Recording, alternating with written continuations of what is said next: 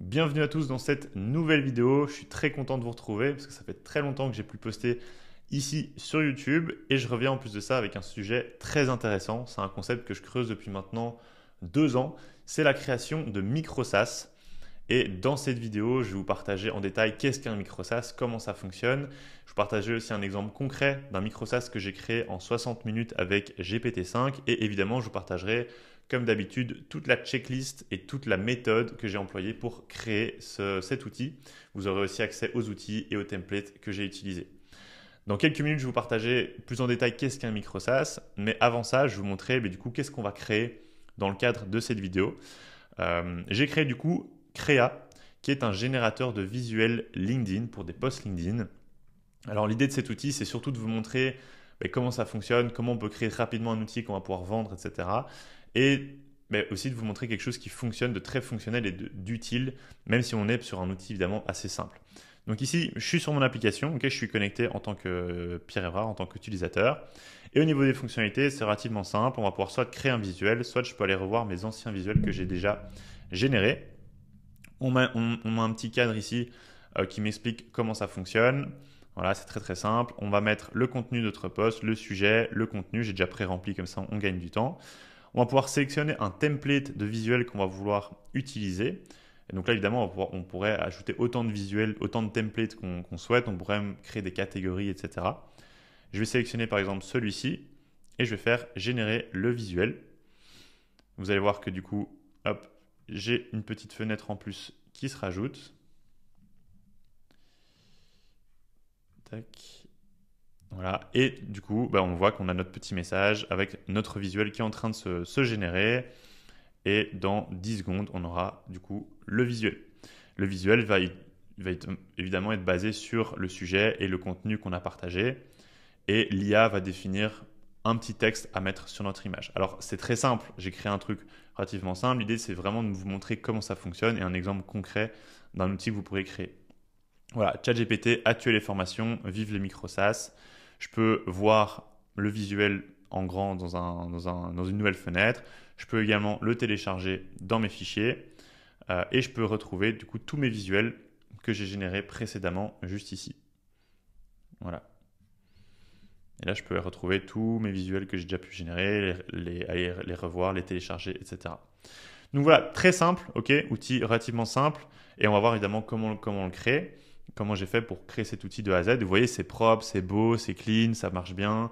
J'ai créé un système de compte utilisateur, donc j'ai dû me connecter avec mon email. Voilà la première page. Alors encore une fois, j'ai fait très simple. L'idée, c'est vraiment pas de se prendre la tête. Je vais pouvoir directement cliquer ici sur se connecter. Je peux me connecter même avec Google si je veux, ou je mets directement mon adresse email. Voilà. Et cet outil, je l'ai littéralement créé en 1 heure, en 60 minutes. Donc c'est pour vous dire à quel point ça peut être extrêmement rapide et simple de créer un outil. Mais justement, en parlant de ces outils, qu'est-ce qu'un micro-SaaS? Qu'est-ce que moi je définis en tout cas comme micro-SaaS? Parce que je pense que chacun définit aussi de manière différente ce que c'est un micro-SaaS. Moi, personnellement, un micro-SaaS, c'est un outil ultra spécialisé dans un domaine, dans une niche, et qui va résoudre un problème précis. Et donc, l'idée, c'est qu'on va pouvoir créer un outil dans des verticales métiers, évidemment des verticales métiers que vous connaissez, dans lesquelles vous avez des expertises, et vous allez pouvoir, au lieu de vendre de l'information, au lieu de vendre des conseils, etc., vous allez pouvoir vendre directement un outil que vous allez mettre soit à disposition de votre client par lui-même, il va pouvoir se créer un compte, etc., ou vous allez pouvoir même installer l'outil directement chez votre client. La valeur perçue, évidemment, est bien plus grande et vous, ça vous permet de centraliser tout votre travail à un seul endroit dans votre outil et d'ensuite vendre cet outil à plusieurs clients. Vous pouvez vendre à l'infini. Vous pouvez avoir 100, 200, 1000 clients, ça vous coûtera pas beaucoup plus cher. Donc c'est un peu comme le concept des formations où on peut créer une fois sa formation et ensuite on peut la vendre à 100, 200, 300, 1000 personnes. Ça change rien au niveau de nos coûts. Et donc c'est des business qui sont relativement scalables. Mais comme je l'ai mis ici dans un de mes derniers posts LinkedIn, selon moi, ChatGPT a clairement tué la formation. Pourquoi? Tout simplement parce que aujourd'hui, avec ChatGPT, on a accès à un expert sur n'importe quel domaine d'activité, H24, 7 jours sur 7. Donc les gens, ils sont plus à la recherche, d'informations, de conseils, etc. Les gens ne veulent plus des conseils, mais ils veulent des systèmes qui leur amènent des résultats immédiats, des résultats concrets. Ok, on ne va pas vendre de l'information, mais on va vendre directement la solution qu'on va leur implémenter. Et en plus de ça, on ne va pas se mentir, les gens, ils en ont marre de suivre des formations qui vont jamais, enfin d'acheter des formations qui vont jamais suivre, ou alors d'être déçus d'acheter des formations qui vendent un peu du rêve, qui au final ne délivrent pas leurs promesses. On a tous acheté des formations, on a tous été déçus par des formations. Et du coup, on sent que sur le marché, il y a un vrai switch qui est en train de s'opérer où la formation a moins en moins de valeur, mais par contre, tout ce qui va être outils, process, système prend de plus en plus de valeur parce qu'aujourd'hui, avec l'IA, on peut créer des process très avancés, très complexes qui vont permettre vraiment à nos clients de gagner du temps. Et on peut le voir hein, sur le marché, il y a beaucoup de formateurs francophones, comme je le mets ici, qui font déjà cette transition. On a Antoine BM qui a créé Better Stats. Antoine BM qui est un petit peu un gourou de la vente de formation hein, et c'est pas pour rien qu'il se met à créer des outils parce qu'il voit bien qu'il y a une transition qui est en train de se faire. Stan Leloup, pareil, un pilier aussi dans la vente de formation, mais il a créé son propre outil maintenant sur lequel il se focalise, qui est Schoolmaker. Yomi Denzel qui a créé Minea dans le domaine de l'e-commerce, qui est aussi un gars qui fait beaucoup de formations. Antoine Bloco, pareil. Il avait une formation qu'il a tout doucement arrêté. Il a créé Orsay, qui est un SaaS de setting sur laquelle il met beaucoup d'énergie, beaucoup de temps également. Et pareil sur LinkedIn, on a Benoît Dubos qui a créé un outil de création de contenu. Kevin Dufresne qui maintenant a lancé Empire, qui en gros concrètement où il va set up des agents IA dans votre business. Alors que lui, pareil, il avait une formation très complète sur le growth marketing. Et donc, clairement, les gens maintenant, ils ont toutes les informations, tous les conseils, on peut les retrouver sur ChatGPT. Et donc, par contre, des systèmes, des agents IA, ça va être plus compliqué de demander à ChatGPT de nous installer ça dans notre business et de le personnaliser avec nos outils, etc. C'est beaucoup plus compliqué. Et on a aussi Ruben qui est en train de créer son outil de génération de posts LinkedIn. Et Ruben qui est aussi un acteur très très présent, qui a aussi une formation en accompagnement sur LinkedIn. Donc on voit que clairement, il y a un switch qui est en train de s'opérer sur le marché. Et pourquoi ces entrepreneurs, ils ont vraiment bien compris qu'aujourd'hui, le MRR, donc les revenus récurrents qu'on va avoir tous les mois, ça a plus d'importance que le one-shot.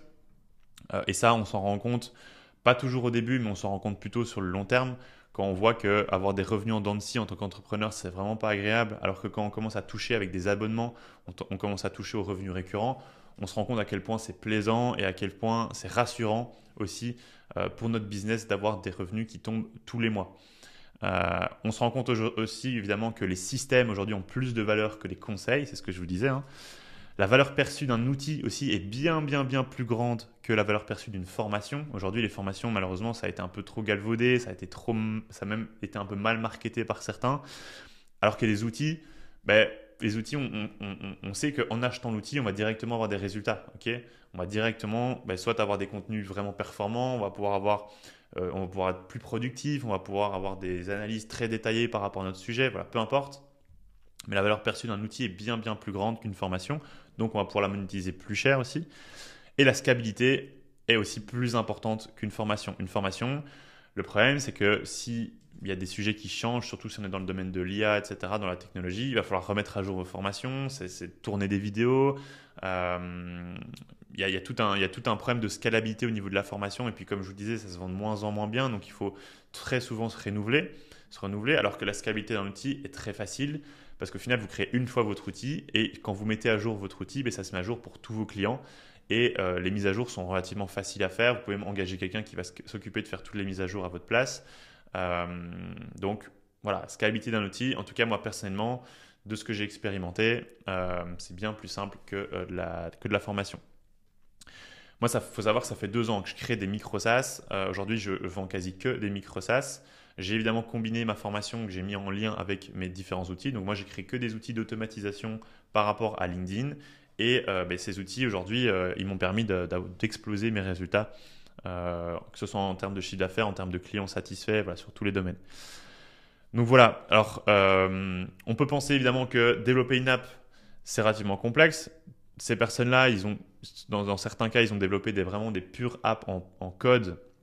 Donc là, ils doivent faire appel à des développeurs. C'est souvent des entrepreneurs qui ont déjà du budget. Donc c'est évidemment plus facile. Maintenant, nous, quand on débute, on n'a pas envie de se prendre la tête avec des développeurs, avec des temps de développement qui prennent des mois et des mois et des mois.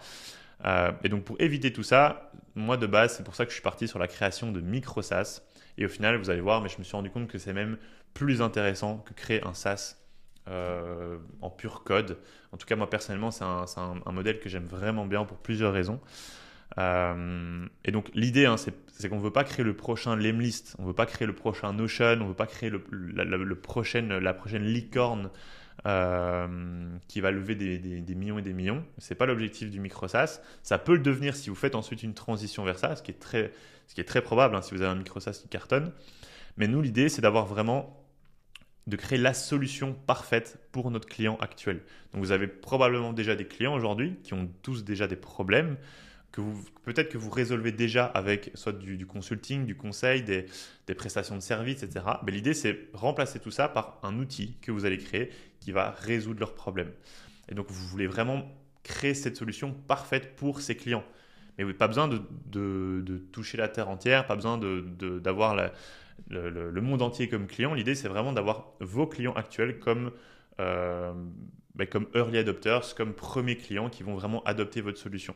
Et vous allez pouvoir monétiser ça beaucoup plus cher. Les avantages, un micro SaaS s'est développé en quelques semaines. Moi, il y a des micro SaaS que j'ai développés en une semaine et ensuite que j'ai pu vendre des milliers d'euros. Pas besoin de savoir coder, maximum 100 euros de coût d'outil. Okay, donc dans certains cas, ça peut être même beaucoup moins cher. Au niveau des coûts, évidemment, va être beaucoup moindre que si vous devez engager des développeurs, etc. Ça peut être rentable dès le premier client, et ça, vous allez voir pourquoi. Mais moi, concrètement, j'ai vendu des micro SaaS à 4 000 euros, plus de 4 000, 5 000 euros. Je fais une vente, j'ai largement rentabilisé mon micro SaaS. Aujourd'hui, je vends la plupart de mes outils entre 600 et 1200 euros. À chaque fois que je fais une vente, j'ai largement rentabilisé mes coûts, que ce soit mes coûts d'abonnement pour mes outils ou que ce soit les coûts que j'ai mis en termes de temps dans mes outils. Très scalable, comme je disais, et il n'y a pas besoin d'avoir une large audience. Vous pouvez commencer avec quelques clients et vous serez très vite rentable. Okay, c'est comme si vous allez vendre une prestation de service à 3 000 à 4 000 euros à un client, sauf que là, vous en faites un outil que vous allez pouvoir vendre ensuite à plein d'autres clients par la suite. Voilà, donc l'idée, c'est de créer un outil expert dans une verticale que tu vends à tous tes clients. Ça fait 2 ans que je perfectionne ce modèle. J'ai testé vraiment beaucoup de choses. J'ai testé différents business models. J'ai testé de faire des essais gratuits. J'ai testé uniquement les abonnements. J'ai testé uniquement un one-shot. J'ai testé un système hybride. J'ai testé différents prix aussi. J'ai testé différentes méthodes de vente. J'ai utilisé plusieurs outils différents. Et aujourd'hui, après 2 ans, j'ai évidemment trouvé une méthode qui vraiment me correspond parfaitement, que je trouve ultra efficace et qui me permet d'aller très très loin en termes de scalabilité et sans passer des heures et des heures dans mon business. Et donc voilà, j'ai découvert évidemment des stratégies qui m'ont permis d'exploser mes résultats, comme je dis ici. J'ai fait plus de 200 000 euros uniquement avec ces micro SaaS. Et pour vous dire, je pourrais faire encore bien plus. Mais donc c'est pour montrer que on parle pas d'un petit outil qu'on va juste vendre quelques milliers d'euros. Et donc comme je le mets ici dans mon post, donc là évidemment c'est un post que j'ai fait sur LinkedIn où j'explique un peu que la formation pour moi est mort et qu'on va devoir passer à un autre système plutôt de micro SaaS qui remplace la formation. Et comme je le partage ici, j'organise un workshop le 4 septembre à 12h30 où je partagerai exactement tout en détail, toute ma méthode de A à Z, les outils que j'utilise, comment j'ai lancé mon premier micro SaaS, ma méthode de vente aussi, et des exemples de micro SaaS pour chaque niche. Le workshop est 100% gratuit, mais il est privé. Donc si tu veux encore rejoindre, donc si tu vois cette vidéo avant le 4 septembre, je mets le lien dans la description. Tu peux rejoindre du coup ce workshop, t'inscrire et tu verras que tu ne seras pas déçu de la valeur. J'ai encore jamais partagé tout ça, mais c'est un concept auquel je crois énormément. Donc voilà, et si tu vois cette vidéo après le 4 septembre, il y aura sûrement le replay que tu peux aller revisionner dans la description. Donc voilà, c'est tout pour la partie explication d'un micro SaaS. Comme tu vois, pour moi, c'est pas juste créer un outil, c'est pour moi tout un nouveau concept de business model auquel je crois énormément. Il y a énormément d'opportunités dans plein de niches, dans plein de verticales métiers. L'avantage, c'est qu'il suffit de trouver une petite niche et vous pouvez déjà faire des milliers et des milliers d'euros dans cette niche. Donc voilà, je suis hyper content d'enfin pouvoir en parler. J'attendais le bon moment aussi. J'attendais d'avoir assez de recul, d'avoir des résultats assez solides sur le long terme avant d'en parler. Je ne voulais pas partager un truc qui au final s'essouffle après quelques mois. Et je pense que ce n'est pas prêt de s'essouffler. On est vraiment au tout début de cette tendance. Et donc c'est le moment pour un peu faire cette transition et de prendre le bateau tant qu'il est encore temps. Alors rapidement, je voulais aussi vous partager Le workflow d'un micro SaaS, alors vous allez voir encore une fois, hein, les micro SaaS, c'est génial parce qu'on fait du MRR, mais on ne se prend pas la tête, c'est très très simple. Pour ceux qui sont un peu familiers avec la création d'applications, vous savez qu'on a toujours un back-end et un front-end. Le back-end qui est plutôt la partie cerveau, qui va se charger de stocker les données, de tout l'aspect logique, les automatisations, etc. Et donc pour la partie back-end, personnellement, moi je vais utiliser Airtable, mais on peut aussi utiliser Supabase, on peut utiliser, voilà, peu importe, du moment que c'est un outil de base de données, on va pouvoir créer des automatisations et jouer avec cette donnée. Et ensuite, on va connecter cette base de données avec un système d'automatisation, que ce soit Make ou N8N. Moi, personnellement, j'utilise les deux. Ces deux systèmes vous permettent de réaliser des automatisations avec l'IA, etc. etc. Et donc, c'est exactement ce qu'on va faire avec l'exemple que je partage aujourd'hui.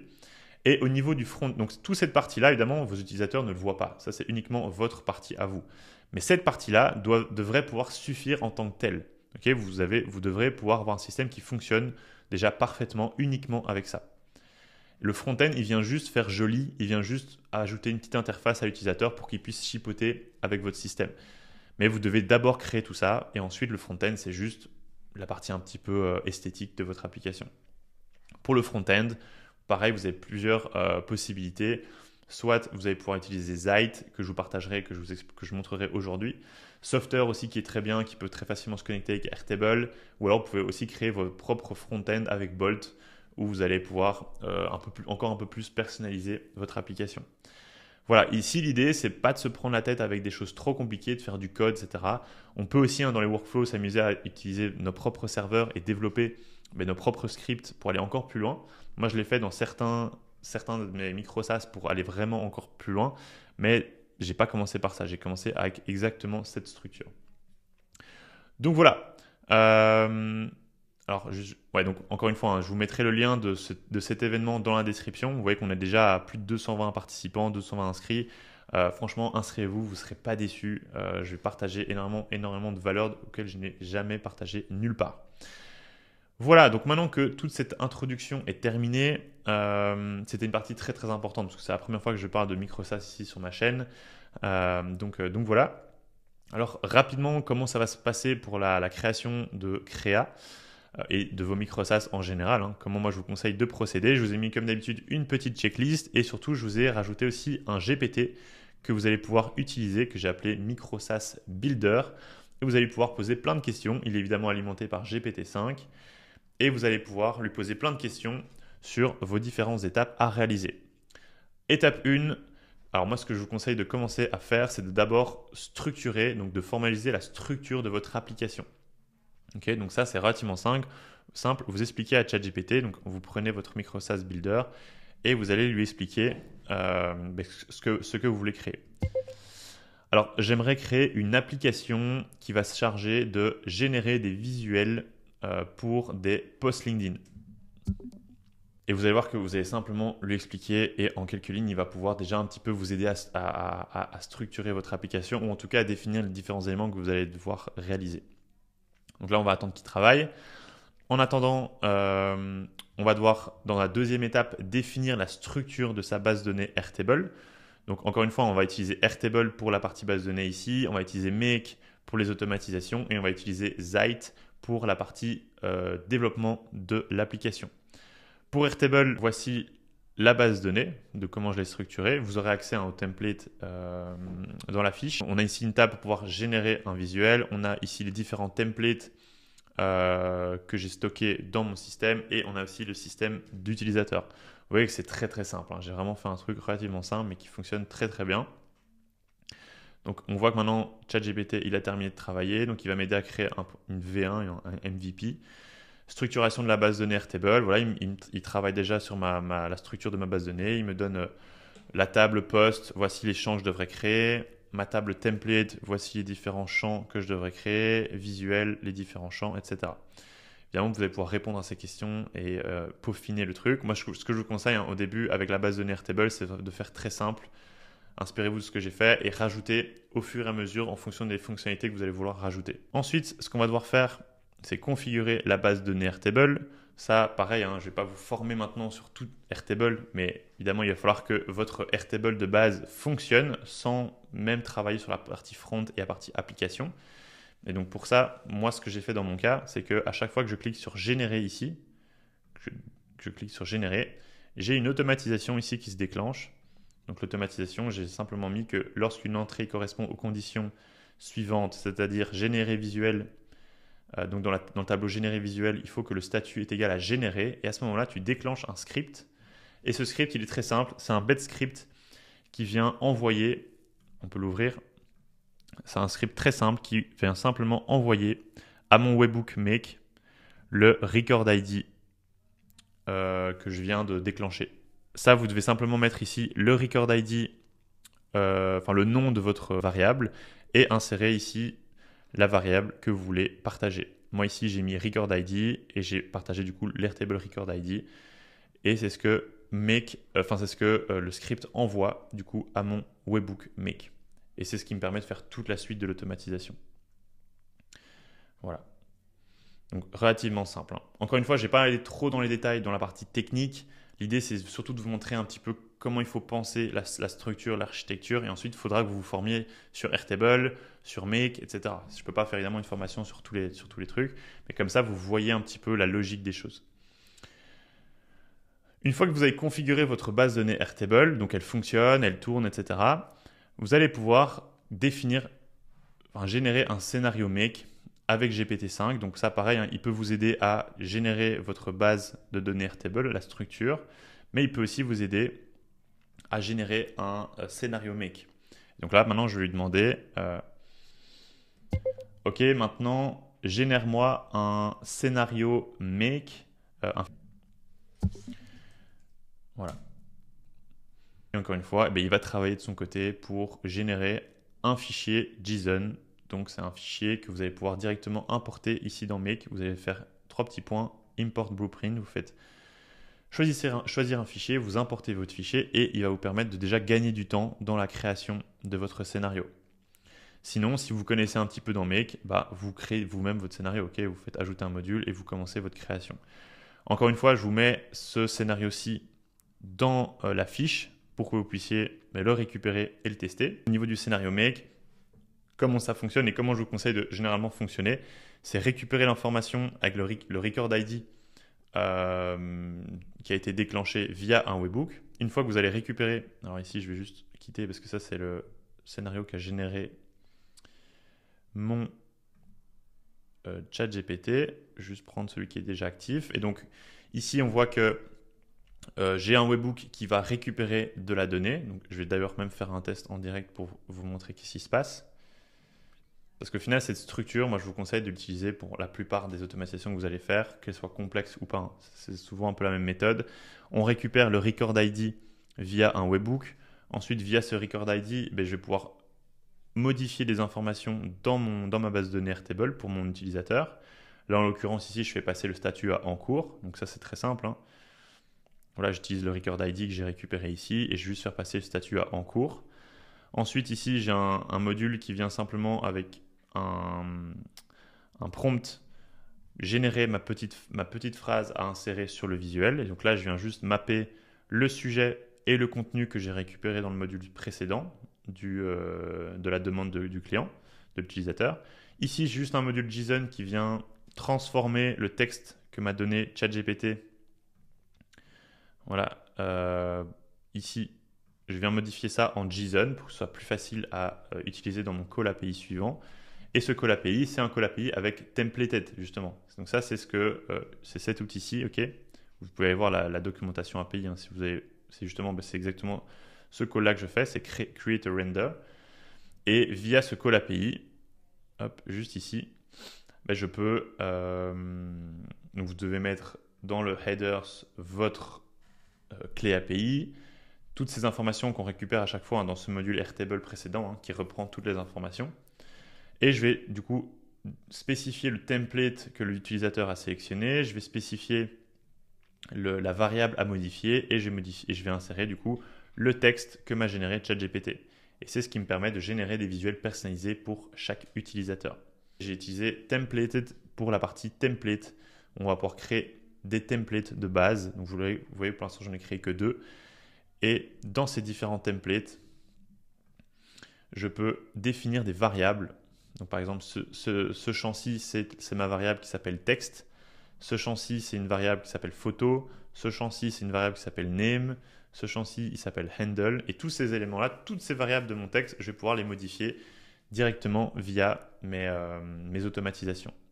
Donc ça, pour ça, vous avez beaucoup de documentation sur Templated si vous voulez en savoir plus. Je vous mettrai aussi une vidéo en description qui va un peu plus loin dans l'utilisation de Templated. Mais voilà, ce qu'il faut savoir, c'est que toutes les informations nécessaires, vous les retrouvez ici dans Automatiser ce modèle. Vous allez pouvoir retrouver votre clé API ici. Simplement, vous allez pouvoir copier et vous allez pouvoir, pour chaque template, copier l'ID du template. Et c'est ces informations-là que vous allez devoir rentrer dans les différentes cases juste ici. Une fois que j'ai généré ça, du coup, je reçois en réponse dans l'output, je reçois ici l'URL de mon visuel qui a été généré. Et je viens simplement, hop, dans le dernier module, je viens mettre à jour mon record ID avec l'URL qui a été généré. Et je viens juste faire passer aussi le statut en généré. Comme ça, l'utilisateur comprend que son visuel a fini d'être généré. Ensuite, ce qu'on devra faire, c'est aller générer des instructions pour Zeit. Donc Zeit, c'est le builder que j'ai utilisé pour créer mon application. Je vais vous montrer dans 2 petites secondes à quoi ça ressemble. Un outil complémentaire à Fillout, pour ceux qui connaissent, qui est un outil de builder de formulaire que j'utilise. Et ils ont créé Zeit, qui est comme Bolt. Ok, ça fonctionne comme Bolt, mais sauf que pour moi, c'est beaucoup plus simple.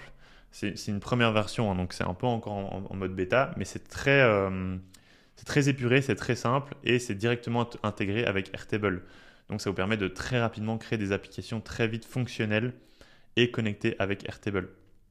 Donc en fait, ce que vous faites ici, c'est que vous allez pouvoir créer des intégrations. On peut intégrer un Google Sheet, Airtable, Slack. On peut intégrer aussi directement OpenAI. C'est les intégrations qui sont disponibles. On a aussi des databases directement dans Zeit. Mais moi, je vous conseille d'utiliser soit Google Sheet ou Airtable pour la partie base de données. Donc ça, la base de données, vous l'avez déjà créée. Vous la connectez ici. Et ensuite, vous allez pouvoir discuter avec le système pour qu'il puisse générer votre application. Et moi, c'est grâce à ça c'est lui qui m'a en gros généré le visuel. Et ce qui est très sympa aussi, c'est que vous pouvez du coup accéder à votre application ici. Vous pouvez accéder aux différents workflows qu'il a générés. Okay, et vous pouvez aller modifier ces workflows. Donc ça, c'est génial. On peut aller voir le workflow qu'il a créé. Okay, on peut aller voir du coup les logiques qu'il a été utilisées. On peut aller voir et on peut modifier des éléments si on veut dans nos workflows. Ce qui n'est pas possible à faire directement dans Bolt. Et vous avez aussi la possibilité de modifier directement des informations. Enfin, modifier du texte, modifier un peu le design, juste en cliquant sur Edit. Et vous allez pouvoir, par exemple, modifier la taille ici. Hop, je veux que ce soit en 48. Hop, vous faites Save. Alors, vous pouvez aussi modifier le texte. Moi, j'arrive à modifier directement le texte. Hop. Voilà, ici, vous voyez que je peux modifier et je peux changer le texte. Hop, et puis je fais Save. Très, très, très puissant comme outil. Donc ici, j'ai un système d'utilisateurs. Je peux me connecter. Je peux me connecter avec mon email en mode preview, qui est déjà pré-intégré dans le système. Et je peux aller ici chipoter avec mon application. Je peux vraiment l'utiliser en temps réel. Donc ça, c'est assez ouf aussi. Et je peux aller modifier des éléments comme ça en quelques clics, voilà, directement, juste ici. Donc voilà, pour Zeit, encore une fois, je ne vais pas pouvoir aller trop dans les détails sur... C'est très simple à utiliser, vous allez voir, c'est ultra simple. Vous avez juste à mettre vos prompts ici. Mais encore une fois, vous allez pouvoir vous baser sur le GPT que je vous ai créé pour qu'il vous aide à définir les instructions à envoyer.